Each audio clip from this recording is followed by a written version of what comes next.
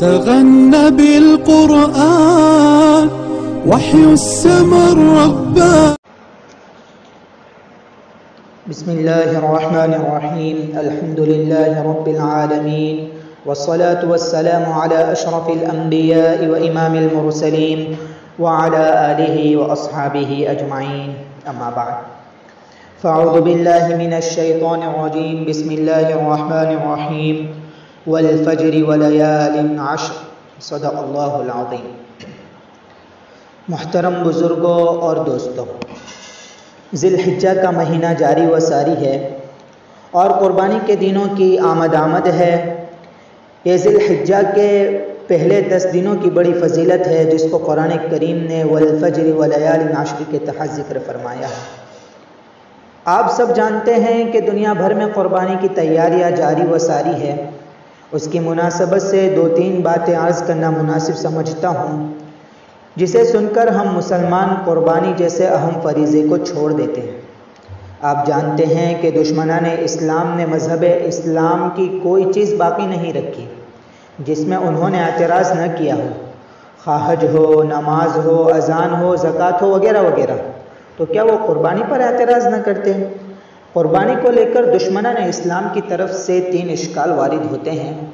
پہلا اشکال حنود کی طرف سے ہے. وہ کہتے ہیں کہ مسلمان جو قربانی کرتے ہیں یہ جانوروں کو دنیا سے ختم کرنے کے لیے کرتے ہیں. بالفاظ دیگر یوں کہہ سکتے ہیں کہ یہ نسل کشی ہے یا جیو ہتیا ہے، اور یہ جانوروں کے ساتھ ظلم برتنا ہے اور جانوروں کو کم کرنا ہے. دوسرا اعتراض ہے وہ یہود اور نصارہ کی طرف سے ہے. وہ کہتے ہیں کہ مسلمان جس طریقے سے جانور کو ذبح کرتے ہیں یہ طریقہ بڑا بے رحمانہ ہے، جانوروں کو اس سے اذیت پہنچتی ہے. اور تیسرا اعتراض بعض مسلمان ایجوکیٹڈ طبقے کا ہے، یعنی پڑھا لکھا طبقہ. وہ اشکال کرتا ہے کہ جانور لا کر ذبح کرنے میں جتنا پیسہ صرف اور خرچ ہوتا ہے، اتنا پیسہ اگر غریبوں اور مسکینوں میں بانٹ دیا جائے تو ان کی حاجت پوری ہو جائے.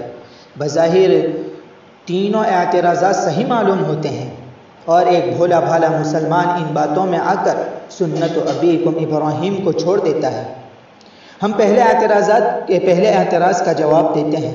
پہلا اعتراض یہ ہے حنود کی طرف سے.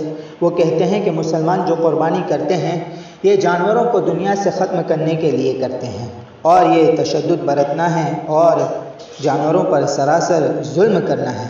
تو ہم کہیں گے کہ مذہب اسلام سے بڑھ کر کوئی مذہب اتنا رحم دل ہے ہی نہیں جتنا مذہب اسلام ہے.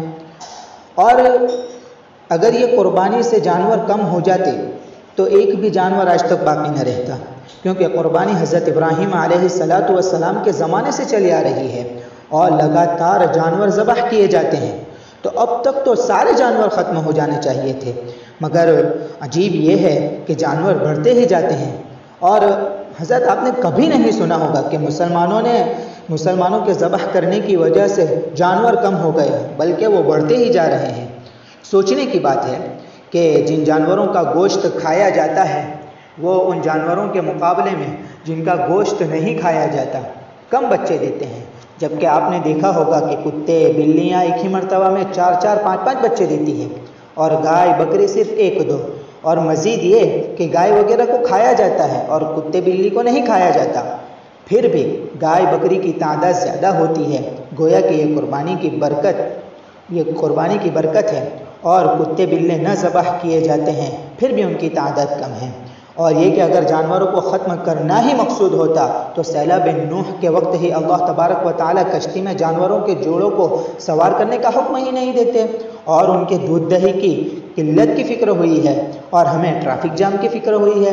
اور عقل و فطرت کا تقاضا بھی یہ ہے کہ انسان کو اللہ تبارک و تعالیٰ نے اشرف المخلوقات بنایا ہے تو ان کی تعداد زیادہ ہونی چاہیے. اگر ہم ذبح کر کے نہ کھائیں تو ان کی تعداد انسانوں سے بڑھ جائے گی.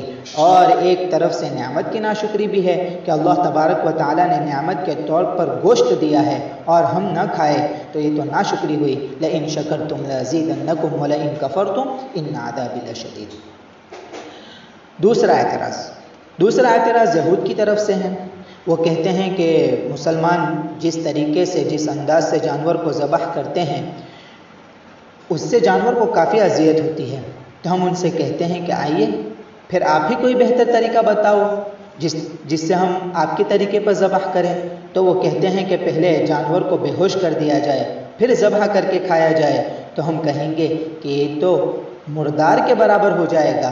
کیا تمہارے یہاں کوئی جانور فطری موت مر جائے تو تم کھاتے ہو؟ نہیں، بلکہ اسے پھینک دیتے ہو.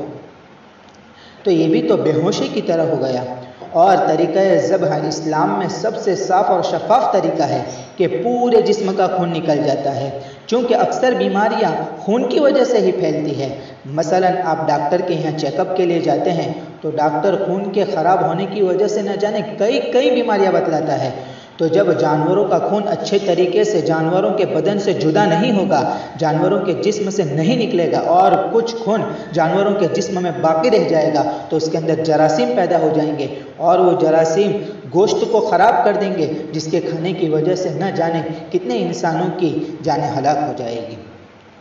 تیسرا اعتراض جو مسلمان پڑھے لکھے طبقے کی طرف سے ہے، ہم ہمارے ان مسلمان بھائیوں کو ایک خاموش کر دینے والا جواب دیتے ہیں کہ حاجت روائی کے لیے مذہب اسلام نے زکوٰۃ کو رکھا ہے، وہ تو تم ادا نہیں کرتے اور بیجا سوال کرتے ہو. اگر تم اپنے ہی اتنے ہی خیر خواہ ہو تو لاکھوں روپے کا بنگلہ بنانے کی بجائے چھوٹا سا گھر بنا لو اور ماں بقیہ پیسوں کو غربا میں تقسیم کر دو، یا اپنے گھر شادی بیاہ میں جتنا خرچہ ہوتا ہے وہ سب غریبوں میں تقسیم کر دو اور صرف نکاح پر اکتفا کرو.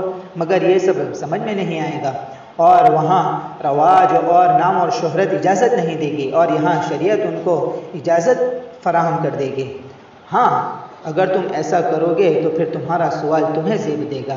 اور چلو مان لو کہ اگر لوگوں کی ضرورت اس سے پوری بھی ہو جائے گی تو بھی ایک چیز چھوٹ جائے گی کہ آپ کی دی ہوئی رقومات سے وہ عید منا لیں گے، کپڑے وغیرہ لے آئیں گے، مگر گوشت کھانے سے تو وہ محروم ہی ہوں گے نا.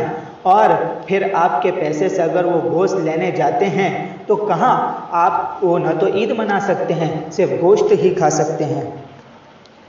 تو یہ تو محتاجی دور کرنے کے بجائے زیادہ تنگی میں ڈالنا ہوا.